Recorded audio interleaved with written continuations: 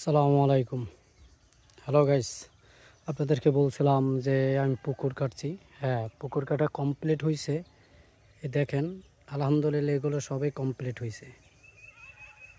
তো আমার চারো কাছা কমপ্লিট। এখন এই কাছাটার মাটি নরম ছিল, যার জন্য এই কোনোটা নাইমে গেছে। তো এখন ঠিক করতেছিলাম। তো এরই মধ্যে পাইপ দিছিলাম। পাইপ দিছি এই জন্য, যেমন বিলের পানিটা যেমন পুকুরের সাথে সচরাচর যাওয়া আসা করে, এজন্য দিছিলাম। তো ঢেকু দিয়ে বসানোর টাইমে দিছিলাম। তো ঢেকু দিয়ে দেওয়ার টাইমে চাপ দিছে, চাপ দেওয়ার কারণে পাইপটা ফাইটা গেছে।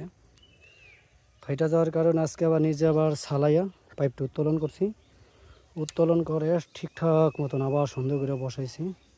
এই তো এই পুকুরে কী কী মাছ চাষ করা যায় আপনারা সবাই বলবেন, ঠিক আছে? কী মাছ চাষ করলে লাভ বেশি হয়, আর কোন মাছে সব থেকে রোগ জীবাণু কম থাকে, ওটা আপনারা বলবেন। আপনাদেরই নিয়ে আলহামদুলিল্লাহ শুরু করব। তো আমার জন্য সবাই দোয়া করবেন। আমি যে নিয়ত করছি যেন আল্লাহ তাআলা আমার আশা যেন পূরণ করে, ঠিক আছে? আপনারা সবাই আমাকে দোয়া করবেন, আমিও আপনাদের জন্য দোয়া করব।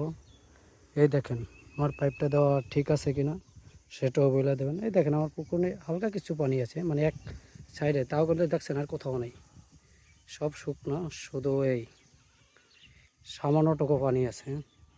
আর এই দেখেন কোন জায়গাটাতে মাটিটা নেমে গেছে, এই জায়গাতে দুইবার মাটি নেমে আছে। তো আজ মানুষ নেব, আলহামদুলিল্লাহ হয়ে যাবে ঠিক। এই সপ্তাহের ভিতরে কমপ্লিট করে ফেলাবো, ঈদের আগে পুকুরে যা আছে সব কিছু কমপ্লিট করে ফেলাবো।